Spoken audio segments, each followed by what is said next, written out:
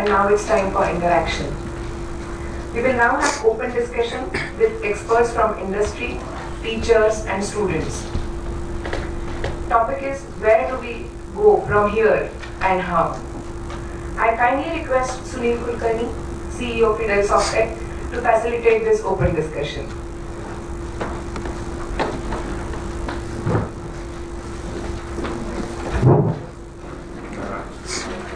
Good afternoon, everybody. My name is Sunil. Like you, I am also a student of Japanese.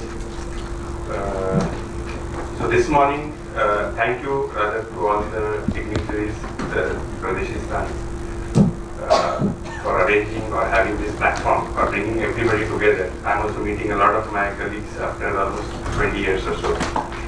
So this afternoon, we had a good session from my senior colleague Shilpa Kulkarni, who briefed upon the gaps that we see in industry and academics. Academics cannot exist in vacuum. Rather, whatever we learn in academics can be tested and implemented in industry. So what industry needs, how that can be, if known to the academics, or what is happening in the academics area, if known in the industry, that could lead us to something else. And based on that thread, we are going to bring some panel discussions, here. Basically, there are some major changes happening, and when we are learning Japanese, many times we don't know the macro part of it. And so Japanese is beyond the hiragana, katakana, or kanji, or level 1, level 2. So we have seen people who have excellent, say, level 1 marks or whatever. They simply, Japanese client says that we don't want this guy after trying 1 month. At the same time, we have an engineer who's with our client for more than 7 years, but he absolutely doesn't know a single word of Japanese. But our client says that this is the guy we want. So how that guy is able to bridge, it's not just the language part of it. It is understanding Japanese. As my colleague Shrikant, when we talk, they say that now nowadays in the meetings, I know exactly at what point the Japanese client is going to get mad at us. So over the period, how you can understand. So this is not about just kanjis or. Part 2 is, there was a time when we left India for better opportunities to Japan, when Japan was strong. Today also Japan is very strong, meaning people feel that they have still very good technologies and so on. Unfortunately, the market is shrinking, and for any industry you need a good market. So in that perspective, today India is strong. So, and we are at a historic opportunity where we have the necessary passion and energy of people studying here.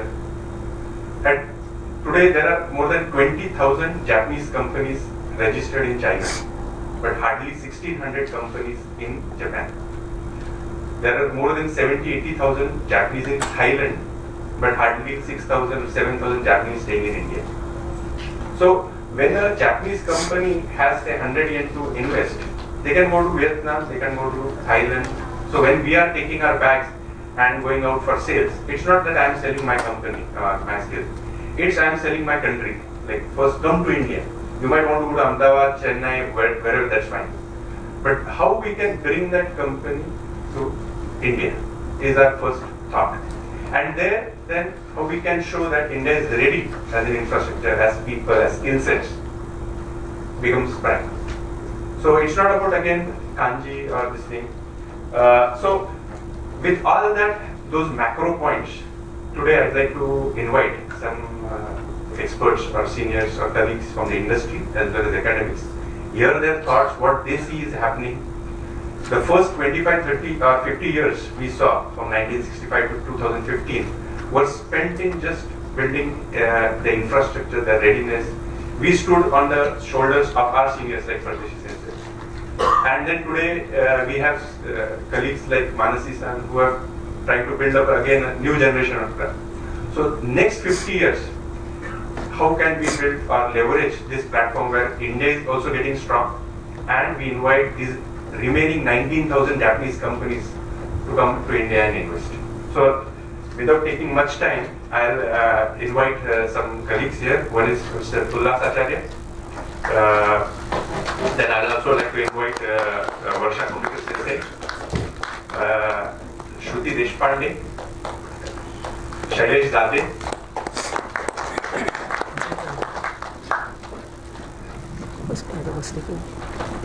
So because these are all our people, as well as you are, everybody is like a family here. I'll start the discussion with some questions, but feel free to ask any. There are students who will be doing these mics around, so feel free to ask any questions. We have around 40 minutes to an hour for this discussion.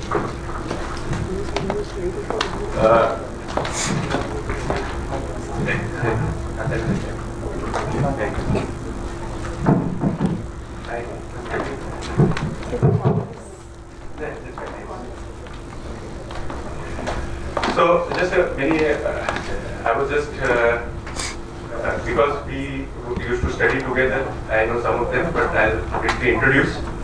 So the experiment is Ullas Acharya, his partner Sun and Sands Group, with over 23 years of global experience in IT, telecom, e-commerce, manufacturing. He shuttles between Japan and India, and he works with global firms, Japanese firms as well as global firms for JVs, M&As. He is also into academics as well, teaching or engaging with students for better career opportunities. So we're lucky to have Ullas today. Then from a senior perspective again, I'll have Varsha Kumikar Sensei. So she runs a language training institute as well as translation and interpretation named Transjap Services since 1997. This is one of the few institutes which is registered with the Government Electronics Department. She has also been instrumental in training a lot of students from 1995 onwards till date. And they also do corporate training courses. Thank you. We have Shailesh Dade, who is very much a senior IT director in a fund asset management in a company in Japan. Shailesh has been in IT from 1999 onwards, and in Japan from almost 1999-2000 year. So today, actually, he just flew in 2 days back, so we are lucky to have a fintech plus IT guy. Yeah, thanks a lot.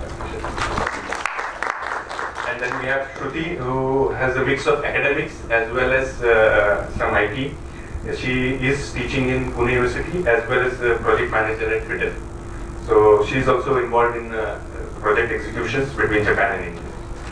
So I'll start with. So really appreciate having you all. So I'll start with Ullas first.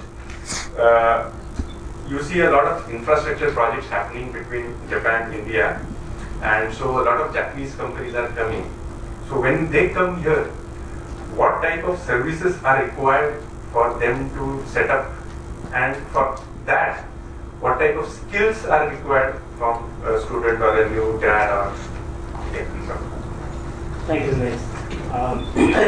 Sorry. This question is a little bit wide, so I don't know when the day is going to ring. Just to explain you, the way probably I am thinking is, if you look at the life cycle of this particular event, when Japanese start thinking of their infrastructure project or Indian government start thinking of infrastructure project, then they start with the market research, the needs and so on. If you look at that life cycle, at some point of time, probably you can work as a consultant if you are well acquainted with the both markets. That's your value add. And I think that's what Shilpa-san in the morning was also saying. It's not just the language, the value add factor. So you see yourself as a consultant, or for that matter, kind of a specialized person with those skills. Pick up that trade and then link it with the project. Because these infrastructure projects, let's say this harbor link now coming up between Mumbai, it's a huge project. It's I think a $3 trillion project, and the money is coming from JICA that they have just announced. It is going to be built in Maharashtra. So the Maharashtra government is involved, JICA is involved, Japanese ministry is involved. Now this process, if you look at it as again part of life cycle, it goes into the bidding process. Maharashtra government cannot to, hey, I know Ullas Achara lived here. That won't happen. Okay, so it comes under the bidding. Then from the bidding, it starts going into the private area. That's where the companies come into the picture. That's probably where you can add your value. If you being a civil engineer, you can approach it and so and so. I know these things. I have worked in Japan on XYZ civil engineering projects or infrastructure projects. That's how probably you can link it into that project or put up your value addition and then get engaged with it. This is being too vast question and answer. I would be glad if you have any specifics I can answer. Yeah, so I think here the important point here is when we say that, okay, I know Japanese language and I can be an interpreter, we are actually selling our services short. If you are actually the civil expert, or you might have done your graduation in say botany or whatever, you could actually take that skill and plus the Japanese skill and then offer these projects. So where you'll be able to charge an extra dollar for that. So I think you made your point. Thanks. So the next question would be to Shailesh. You have been working in Japan for a long time, and you have been working with like foreigners, like Americans under you as well as Indians.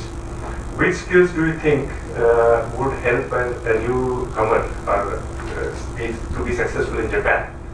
Or what kind of skills are needed sought by these multinationals in Japan? I try to answer this as best as I can based on what I have seen. That someone earlier stated that someone's already talked about someone talked about having the basic Japanese language skills, but that's only an entry point. I mean, that can help you only for maybe a year or two. But what really happens or what you really need after that?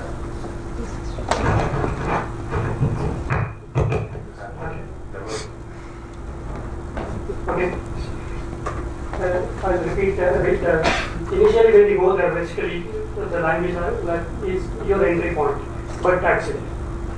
If you want to live in Japan for a longer time, and if you really want to make an impression and build a career, then what you really need to do is try and assimilate in the Japanese society. And there is a really very fine point or fine line between assimilating in society and then being too nosy. So again, it takes your own judgment in terms of how much you want to mix and how much you want to isolate yourself. So that's one part of it. Another is I'm giving more from my specific experience working in a multinational, where until 2 or 3 years ago I was the only foreigner and I was the only Indian, which is very unlike any other financial company in Japan where there are plenty of Indians all working in certain projects and people come, people go. So I was fortunate enough to be part of the same company for many, many years, and based on that, what I would like to say is that once you enter based on your skills in Japanese, what comes next is your knowledge or your depth of knowledge in the field you are working in, as Sunil rightly said. You cannot simply sell yourself, okay, I will do translation, I will be interpreter. You need to package that with something else. So the depth in the field or depth of knowledge in the field, that comes next. But again, that's going to help you maybe 2, 3, 4 years.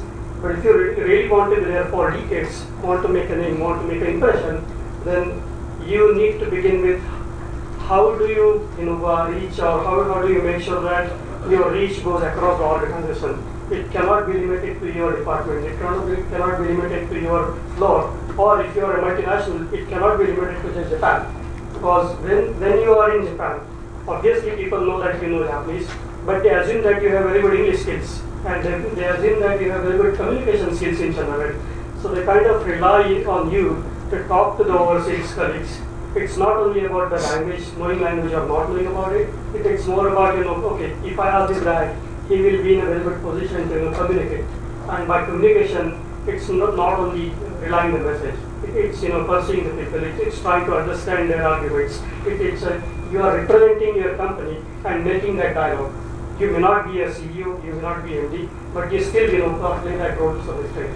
I think that is what we need to keep in mind if someone wants to build a career in Japan, Thanks a lot. Please note that these are some initial questions. Later we'll be moving the mic. Yeah. So moving on to Kondrikar Sensei. You have your firm from 1997 and you have done translation trainings. So is there any career in training or corporate training? As if I know some basic Japanese or I'm good in Japanese, so do you see career in corporate training? And if at all, what would be the challenges or what are the requirements from industry that you have seen as from this part of the First of all, I would just like to tell you that I wonder whether I am eligible to talk about this much, because I have been taking the trainings for a long time, but personally I have never worked in a company. I have taken corporate trainings. Now while taking these corporate trainings in different companies, like IT companies are the main ones which have asked us to take the trainings, the most difficult thing that we have come across is they always ask, we want our people to be able to communicate fluently with the clients, and they give such a short period that it's really difficult. It has been mentioned earlier also that communication is required. They should be able to interact or deal with the clients fluently. Now, the period which is given to us is hardly 3 months, 6 months. Even 6 months is actually not sufficient. If they have to start from the scratch, what happens is first initial 4-5 months are spent in teaching just the basic grammar, and then after that, of course, that just N4 level, N3 level, that is not sufficient, as it has been mentioned by everybody. The bridge has to be extended. They have the business Japanese is required, and what is actually business Japanese is being able to get acquainted to the vocabulary which is used in that particular company, in that particular domain, and plus the work culture has to be known. So in each company has a different work culture. So it's actually difficult to train a person to that level. But what I feel that at least the basic business Japanese expressions, if they are taught, then to a certain extent those students are ready. But still it's difficult. If it's a full-time course, at least those students are devoted. They dedicate the complete full time for the training. But if it's a part-time course, it's very difficult for us to usually what happens is initially there is a large number who joins. Then due to some work pressure or projects, the number goes down, and then the end result is not so good. So for corporate trainers, I think this is the main hurdle, I can say. There are opportunities for the corporate trainers, but just the training of JLPT is not sufficient. That is what is found these days, just the training of language is given. But apart from that, business Japanese has to be taken. Thanks a lot. I think here industry always want something yesterday. So when things happen, they say, "Arey, humko kal chahiye tha waisa aadmi," kind of. So now, how to get that kind of guy tomorrow? So is there any course where we'll send our kid or a graduate, and within 1 week or 10 days, usko ekdam Japanese can you train? So it doesn't happen. So maybe the industry side also needs to be trained in a sense that this doesn't happen like this. But at the same time, I think from my personally some thoughts here are that we try to take the same course that we are training a typical person who wants to be a linguist, and try to take that same course and take to the industry and try to tell them, which is actually not needed. So when I used to have in Japan and I used to talk in the initial days, irashaimasu ka, dokananka dou gozaimasu ka, so my counterpart Japanese guy would say, we don't talk like this in Gemba. But so we were under pressure that I have to be like polite or I have to use this humble language. We used to talk normal as well. So I think how that course can be aligned to industry, that would be a separate discussion. Here I move to Shruti. who actually kind of implements what in a role of a coordinator or a project manager as well. So what kind of tasks are expected from a coordinator, or what kind of soft skills or technical skills if required are needed? If you can tell us that, sir. Thank you, Sunil sir. Good afternoon. I'm sorry, excuse me for my sore throat. It's a good question. What are the tasks expected from a coordinator? I personally feel that there is a thin gap between a translator and interpreter and a coordinator. There is a misinterpretation about the role of coordinator. Many people think that coordinator is a person who can do both translation and interpretation. But I would say a coordinator should be looked at as a whole end-to-end support system for both the parties. I would say the biggest task for coordinator is to act as a language and cultural bridge between two clients, or between two countries and between two parties. To elaborate my point more, let me give you an example. Let's assume there is a person Usha and there is a person Nisha. What person Usha does is she translates documents very well. She has a very good understanding of Japanese. She translates documents in say English to Japanese or Japanese to English. Now this Usha is also required to do interpretations during some meetings. So whenever she is called for the meeting, she is very punctual because she has learned Japanese. So she is punctual, she attends the meetings on time, she does interpretation in a fairly good manner. And that's it. Now let's see what Nisha does differently. Whenever Nisha is asked to translate something, some documents, she not only translates that, but she understands the content. And furthermore, she goes to the team who is actually going to work on that document and checks their comfortability about it. She checks whether they have understood everything, whether there are any areas which they have not understood, and she tries to cover up the gap. Whenever this Nisha is called for a meeting, she immediately checks whether the meeting request has been sent or not. And if it is not sent, she proactively sends the meeting request to both the parties. Then while attending the meeting, she does not only do the interpretation, but she takes notes, and then she passes on those notes to the say concerned team or managers. If the next meeting is decided, then she takes care that the next meeting will happen smoothly. She checks whether all the arrangements are done, whether the meeting room is booked, whether necessary equipments are available, whether the quorum is ready, whether the agenda, etc., everything is ready or not.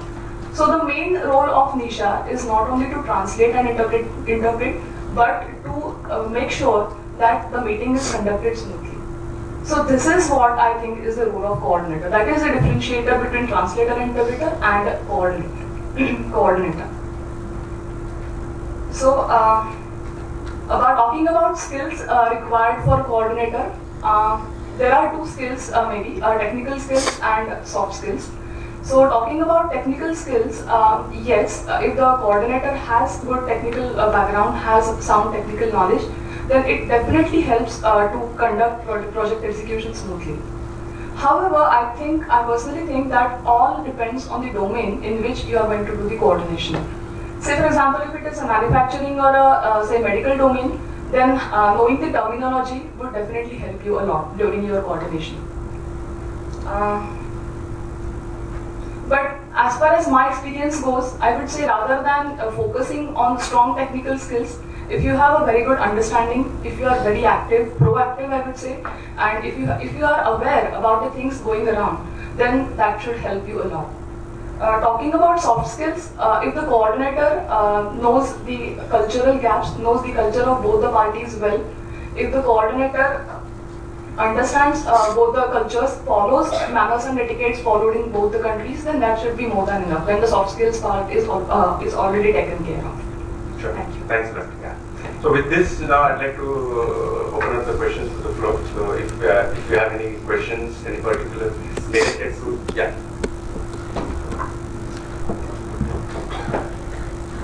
Just before I forget, I just wanted to add some things on the earlier discussion. Since we did discuss about the gaps between the industry and media education part, this particular problem has been there for last, I think, decades.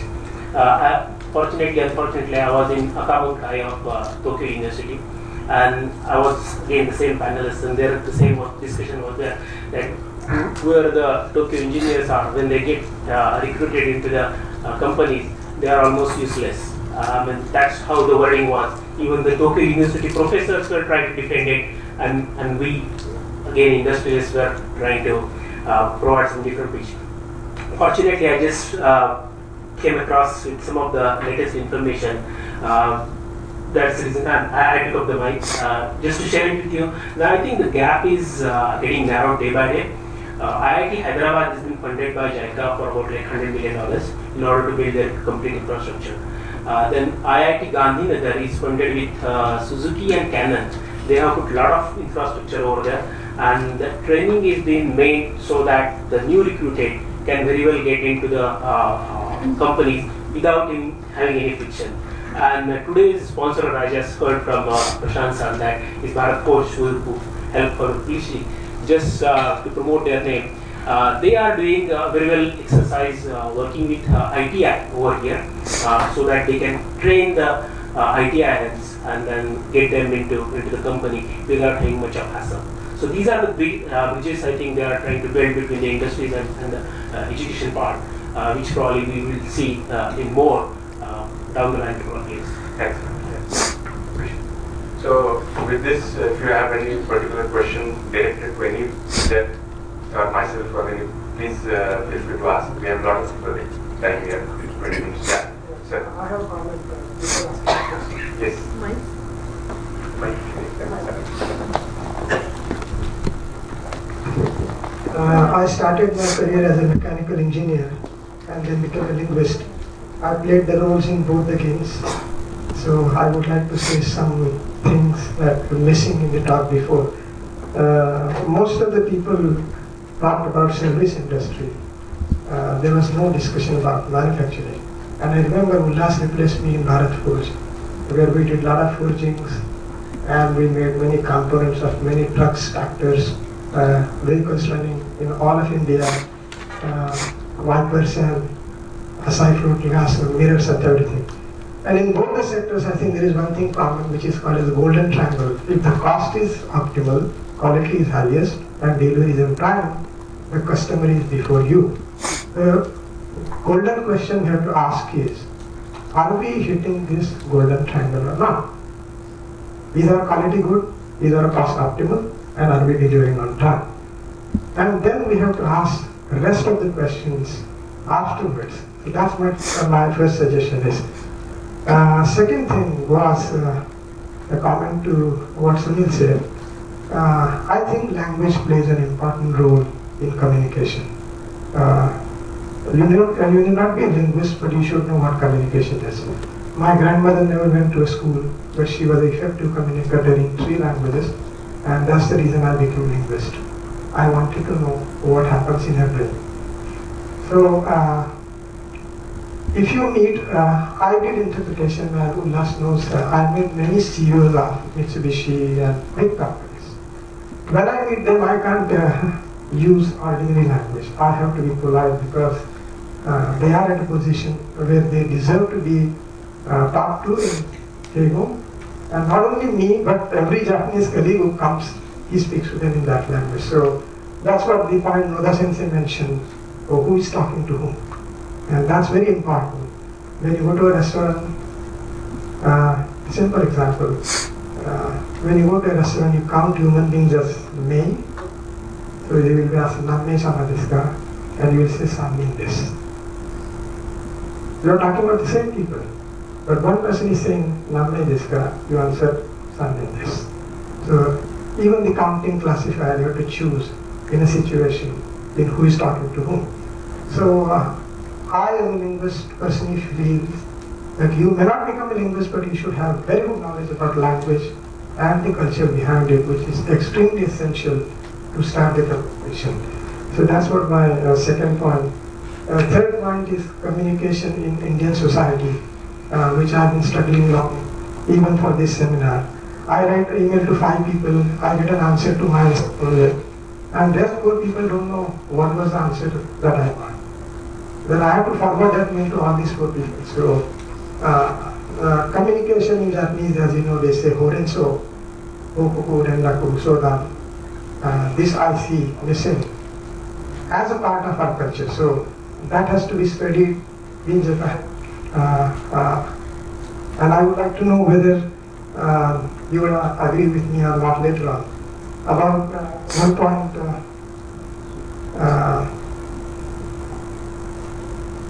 there was a discussion on terminology. If you remember the terminology of a particular domain, then that really helps you. But not much, because one-to-one correspondence between terminology in one language into another language just gives just surface knowledge. But what you need to understand is the concept which is behind it. So if the word is the body, the concept is the Atma. And unless and until you understand the Atma, I will give you an example from IT, because I worked in IT for 1 year.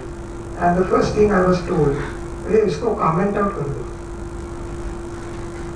I asked him, what do you mean by comment out kar do? So कहने लगा बिल्कुल not लगा उसके पीछे, you will not read the line. So that's the way you start the program. Because I had a lot of times I used to sit behind. How do you validate the faith? I said, what do you mean by validation?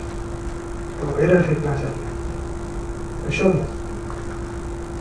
So you write if there is an integer in the birthday field, वहाँ पे hiragana डाल दो, katakana डाल दो, जब print out में लो error number F22 आ गया है for this.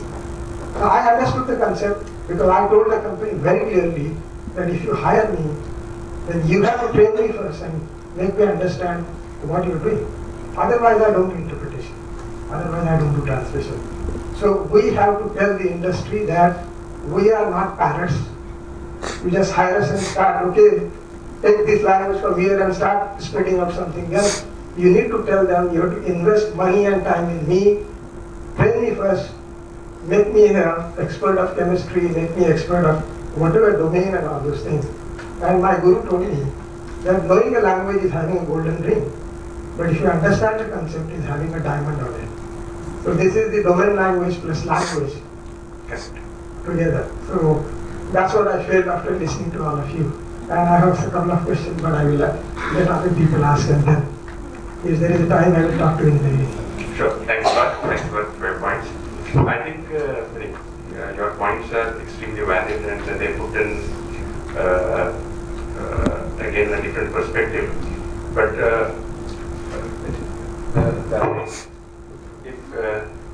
if we take the discussion to a point where we are not talking about how we are brought up or how communicate, I think there is a language learning, communicate, and there is an influence of our culture or the scope of the discussion could go beyond, but that's precisely the point actually, that till date we focused on maybe the superficial or the top part of the basic need. Now it's time to dig deep below as to why or how we, while working with Japan or Japanese, what can we take from them where we might have to relearn some new things. One good part is I think there the Japanese are doing good way about it, in the sense that they have understood that they want to come to Japan and in India and work with us. But at the same time, the current Indian as it is cannot be used, whether he knows Japanese or doesn't know Japanese. So, for example, if you take an ANA flight, so this time I was very surprised, pleasantly surprised. So if you in ANA, before the Indians, they're all Indians at the ticket office, but 6:30 the gate opens, all will go. Irasham says, thank you for choosing this thing. And then you go, they'll explain how to fill the form. They have made a form, how it is to be filled. They'll show you. Then before this, when you are at the gate, there are some young guys who again thank you for choosing this. And then yesterday I was surprised, one guy actually pointed, so I was walking and sir, there's an edge there, you might get hurt. Now, I was surprised. If at all, if this was an old Indian style, it was like, or whatever, it's your problem. But those guys were taught to ask this question or tell this beforehand. Or at the luggage area, there were guys inquiring, has the luggage arrived? They were checking or moving around with you. This added empathy which comes into it's beyond the language part, but I think there ANA has invested, and there I think something that as an industry what we are as an Indian company also trying to learn from Japanese companies. They have created huge investments in R&Ds or trainings, which we have to take. Otherwise, we cannot just expect a ready-made product out of it. So I think some Japanese are also helping us learn, teach us in this aspect. Yeah, please. So other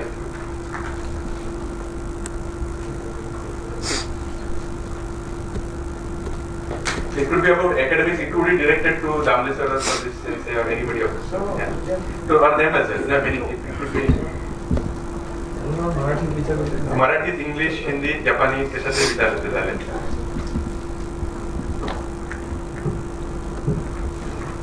So, sir, can I just add one? Yeah. To what Pardeshi Sensei just mentioned, this about the proper knowledge of the language or the way of using it, how the culture makes a difference. Now, when a Japanese person has to ask for something, dekimasen ka, if he asks, many times it happens that the meaning taken by an Indian is no, I can't do it. If this is the way it is answered, that's not the correct one. Dekimasen ka has a different different nuance, you can say, which is expected. But the trainer or the interpreter also sometimes can you do it? So can you do it if this is the way it is asked? If the answer naturally comes and no, I can't or I can. So direct refusal, as it's never done in Japanese culture. So that is the basic knowledge that a person should have, I think, before going to Japan. Whenever only just the training of Japanese language is not sufficient. These nuances are more important. So something has to be done for that training. So that cultural gap has to be bridged, I suppose.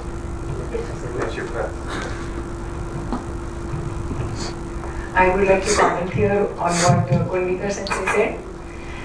Here, I think the importance is about the cross-cultural trainings that should happen in Indian companies as well as Japanese companies. My yesterday's experience, I was in Toshiba, Hyderabad yesterday, and I was doing cross-cultural training for higher management of Toshiba, Hyderabad. Most of them were Indians. So, first question they asked me, Shipra, you are telling us how to work with Japanese. Have you gone to Japan, Toshiba, and told them how to work with Indians? Because they are coming to India, they have to learn how to work with us. What should they expect when they come to India? What shouldn't they expect when they come to India? So I think interpreters, translators, technical people, company-wide, there should be cross-cultural trainings happening to bridge the gap and to make more success stories in India.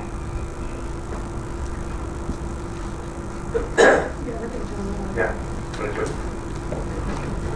So oftentimes companies come to the institute and they say that get your students at a level where they can live this language, live this Japanese language in our company. And I always fail to understand what is exactly do they mean there. What is that they want us to get their level where they can actually start living that language or the culture in the companies. So if you could answer this question. This question is quite vague and that's why even I don't understand what exactly it means. So let's Maybe I might answer that to some extent. Again, if I may, please excuse me, but based on what I've seen in the last 15-16 years, when I started, obviously I knew a very good amount of Japanese, but again, as Sunil earlier said that what we learn here is actually very much, textbook language. No one really speaks like in Indian language, right? So, what I learned during the process is that, as you asked, what do you mean by living the language? It really depends on where do you live. If you are talking or the context of this question is your company, then you should try and understand what is the business that your company is in. Why are the things done in a certain way? I mean, who are the people you may not be meeting on day-to-day basis, but who are the people who run this company? What is the philosophy of the company? Who are our competitors? What are our, if our company goes out of business tomorrow, then what are our backup plans? Things like that. When you should be presenting yourself as a part of the company, not just a headcount. Because I think that this is a common mistake I've seen a lot of people making, is that as long as you keep treating yourself as a headcount, my job is to come here at 9 and go at 5, and I think that is what you will remain forever. So to try and answer your question, what I would like to say is that try and go beyond what is expected out of you, and I think that will hopefully will take you to the next level of leading your language, leading your being part of the culture, being part of the organization, and in the process it will help you grow, and that will also help your other colleagues, other Japanese, future Japanese language students. I think that is what it means as far as I could interpret. I hope that helps to some extent. I think Shail has correctly mentioned that our students, when they appear for the interviews, they don't go prepared. Prepared in the sense like not having the understanding of the job description, not even read the background of the company, what they are doing, what they are not doing. On top of that, sorry about that, but it's when I'm saying I do help IITians to get recruited in Japanese companies, even TICT, VCT, and CVP. But most of them, when they undergo the interview, I'm sitting next to the Japanese person, or sometimes taking an interview on behalf of these guys. What I feel is that they're not sure what they want to do. And that is the basic thing. When you are going for the Japanese company's interview, at least you need to know what's your strength, what you are capable of, and why you are applying for that particular job. Our students, I see this Japanese name, let me just apply. That tendency is too much. And I think there we, as a teacher or the mentors, we should basically tell them what value you are going to add over there. Okay, why you are going for that company? Why Toshiba? Why not Canon? Okay. So that understanding we have to, they can very well go for any other companies, that's not a problem. The only thing they need to understand why they are applying for that job. Okay. That part is completely missing. Because these are the basic questions asked by Japanese people. Why you are basically applying for this job? Why you are coming to this company? What is that you are going to bring into that company? And most of the students, even IITians, they fail. Okay. These students are thorough, and then you know all of them, they have a brain of the brain or cream of the cream of this society, but still they can't even answer these specific basic questions. On top of that, what I have seen and was part of our conversation also as a coordinator or the cross-cultural discussion and so on, most of we Indians, including me, we communicate it for ourselves. I told him XYZ things. My job is done. I don't care whether he understood XYZ. This is the exact opposite of Japanese. Because Japanese will tell you XYZ. They will ask you a number of questions to make sure that you understood XYZ.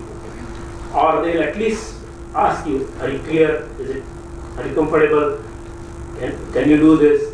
Then and then they will leave you to do the job. That is not seen in the Indian companies or Indian culture rather. Yeah, I told you my job is done. I sent you the mail, right? You didn't see that. It's not my responsibility that you have not checked the mail, right? That's how the attitude even in corporates is. But in case of Japan, when you send the mail, the follow-up is you pick up the phone and call them that I have sent you the mail, so and so are the contents, can you please respond me? Or the other way around, they will call first and then send the mail. So it's either of it is happening. That does not happen in India, and that's what I have been seeing it as a part of communication, soft skill missing things. The last thing is basically how professional you are when you are appearing for the exam or for the interviews as well.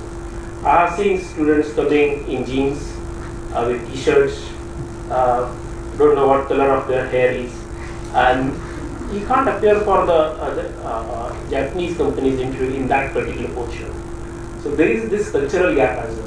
And as Chibra was rightly pointing out, cross-cultural thing is required. We are going to Japan, yes, we need to understand about Japan, when Japanese are coming here, they need to understand the India. That's perfectly okay. But when you are not actually physically moving, it doesn't mean that you should not understand each other. Okay, and that's where I think the first step comes into picture. How much you have done your homework before talking to the other person. That makes a lot of difference. Just to add one point here, actually, just I think going back to your question, when in last few years, I think the way a student picks up a language or studies something is different. I think. So perhaps 20 years back when people studied a language, they studied very horizontally or vertically. I think there was no particular goal about it. I mean, you're studying some poetry about it, you're studying some haiku, you're learning books. And because of that, they got to trench in that particular language or culture when they were doing the 3-year course. So, in a way, when they got absorbed as a first job or a culture, they knew about politics or somebody says, Nihongo jōzu desu ne, even if you say watashi wa konbanwa desu or something. So we at least knew we have to say mama desu or that. But today if somebody says Nihongo jōzu desu ne, hai jōzu desu. So I think, and today when people are learning, there is something maybe undue, because it is an age of instant gratification. My kid also wants immediate something. So there is maybe undue focus more on the Kendeshken, I have to be Q, need to. So if you ask how much Japanese you know, the first answer is I'm Ikyu. So it is like a threat or it is like a kind of a statement where now you better watch when you are talking to me, I'm Ikyu kind of. But the idea is okay, you are Ikyu and you are great, but that means you can read more than me perhaps. But do you know Japan or do you know Japanese? And that's where I think, please tell your guy to live that language or language. And maybe that's the way that corporate industry is asking you, I think, as an academic person. So I don't know, you cannot teach or you can change the person or the student. How there is a mix and match of it can happen. It's a challenge for all of us. So, yeah, I think Smita has answered. Yeah, it's my personal experience that when we learn Japanese in Ranade, it's like we learn the language in the classroom, all textbook related, and when we go out, there is a gap in between. Like when we start working in a Japanese company, in Japanese they say shakaijin ni naru. So that gap is still there for Indian students. Like we know Japanese, we can speak very polite Japanese, we are EQ. Everything is there. We know all ikebana, sado, everything, all cultural dimensions. We are like able to do all the things. But work culture, Japanese work culture is something very different that we have never seen in our life in these BA or MA. I don't think there is any experience of that. We are still freshers when we go to that companies. So there is a big gap in between. So as Ullas just said that we don't know Horenzo or they don't reply to the mail. So these are the things that come under work culture, which we are still not, rather the students are not still aware of. So I guess when companies say that they should be living Japanese culture, they mean, that's my understanding, probably they mean that work culture. And we take it as Japanese culture in a cultural way of sado and ikebana. So I guess there is a gap in between. Yeah, that's a good point. Yeah, that's it. Devakar sir, I just one suggestion. We have Mr. Kuriyama from IOT Delhi. Yes. And I thought from Indian side, we are given many suggestions. But to take benefit of his presence, is it alright if we may request him? Yes, yes, of course. To see how he looks at Indians when he meets us in India. Rather great suggestion. Kuriyama sir. Next thing is, Isodai-san also. A long experience of living in India. Hello, ladies and gentlemen, good afternoon. I come to India this last July, so almost a half year passed. I have many requests from Indian company, especially in our work together with Asochan. We are making a training center in Rajasthan, but we have some difficulties in there because of the their request. Sometimes that only the results with no process. You may some of you easily to understand. We are very sometimes faced with the difficulties, some challenging. The Indian business very little show the process. That is sometimes difficult for the Japanese companies, the Japanese society. Thank you. It's okay. Hi, ladies and gentlemen. I'm in India for the last 5 years. I've been working for one Japanese company for the last 35 years. So I'm pretty much aware what are the differences and gaps in between the two countries, the two cultures.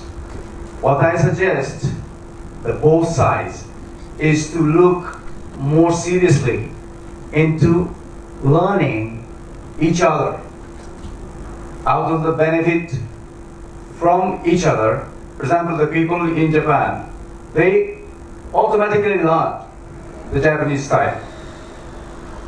The people here in India and people working in India, they have never learned the Japanese state system, Japanese culture.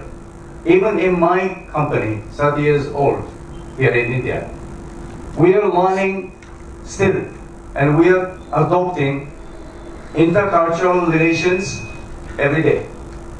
Still, no specific or standard has been established. It's a mixed culture situation anyway, because the majorities are Indian people. So we take more Indian style than the Japanese style, because it's very hard and challenging to adopt everything in the Japanese style, because it being a Japanese company. No, it's not working that way. So my suggestion is to set up some more opportunities in the academic fields or the educational institutions to take some opportunities to learn how the Japanese style working would be, and send or receive each intercultural personal relationship to get more and more frequent, whether you're receiving some internship from Japanese or you're sending somebody at the internship in Japan. So both cross-cultural experiences, even before the official employment, may be very useful. Thank you. Thank you. Yes. I just make one observation. I see that the two societies, the Japanese and the Indian, are very different. They are a homogeneous society, while we are heterogeneous at its best. And therefore, I have seen a Japanese person saying, "Why did you not understand? I may not have told you that." I say, if you did not tell me, how do I understand? So, this is a basic difference in the thinking, that the Japanese expects the other person to understand some unspoken words, maybe body language, maybe convention and so on. So I once got a wild idea after hearing all this. Can we make a website or some platform that all of us here anonymously or telling the name, prepare a bank of observations, suggestions. This is all theoretical perhaps, but let's start and collect the failures we made or the victories we might have got while dealing with the Japanese people. I have personally experienced that the Japanese people are at the other end. They do not say, I wrote a book and I requested feedbacks. Now, you also circulated feedbacks, we religiously gave them. But for 350 persons, I did get only one response from a Japanese person so far. This is out of, I don't know, good manners or shyness or difference in culture or how to understand it, I don't know. But all the same, you cannot stay put. You have to find a bridge there, but let's take one step forward. Let us create a platform on which we can contribute, we can submit our own experiences or suggestions. Thank you very much. Thanks.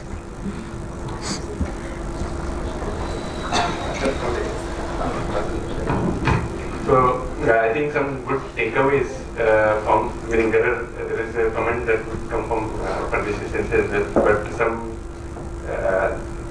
takeaways here could be, as pointed from the experts as well as from the crowd that we got, is if there is some more exposure to current students about what is actually happening in industry in terms of internships or in terms of some maybe observations or lectures from people who have had that exposure could help.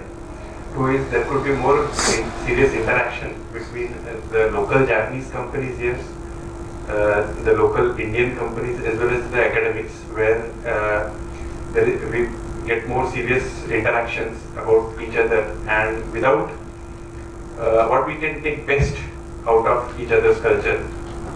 One other point could be to leverage the seniors who are already in Japan and see that their observations can be utilized in the curriculum itself, so that this kind of website or these observations will give a new perspective to the language learner. So I think we are at a crossroad where we have a good foundation. Pune has its own advantage, as a first mover advantage. Next 50 years, using this advantage, using this young, energetic students as well as teachers, as well as the new industry that is coming to India, if we can leverage or build up a platform, that would be really, really great. I think you mentioned that we have 5 minutes. 2 minutes. So thanks a lot for being here today. I have a question. Sorry, but I have an academic question. So my observation is we try to focus too much on learning Japanese culture or to learn Japan, just because for most probably to get certified or to get fat salary job. I mean, this can be the goal, but just a suggestion, or can we just introduce Indian culture as a part of syllabus that can be taught in Japanese? For example, can we introduce history of Shivaji to advanced level people, so that our people can explain our own history to Japanese people more fluently? Because sometimes I feel that we fail to provide full information to Japanese people. For example, if we take Japanese people to marriage ceremony, we sometimes fail to provide full information about our rituals. So can we include that kind of Indian culture that can be taught in Japanese? Indian, so I think that's also a point. I think Manasi Sensei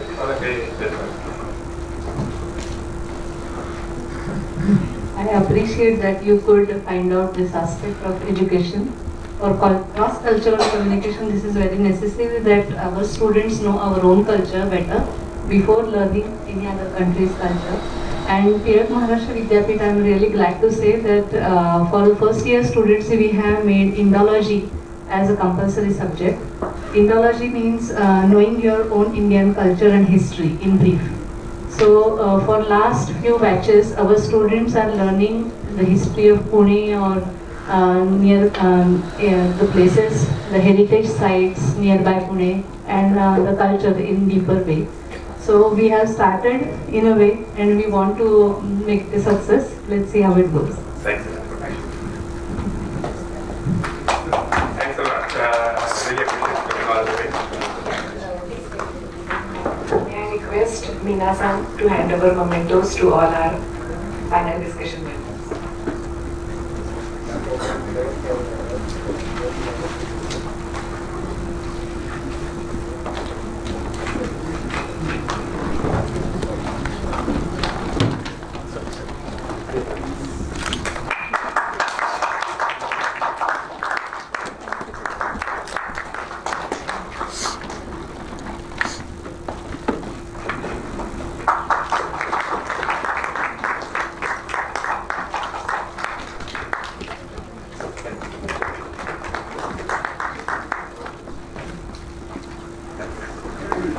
May I request Pardeshi sir to hand over memento to Kusala Sensei.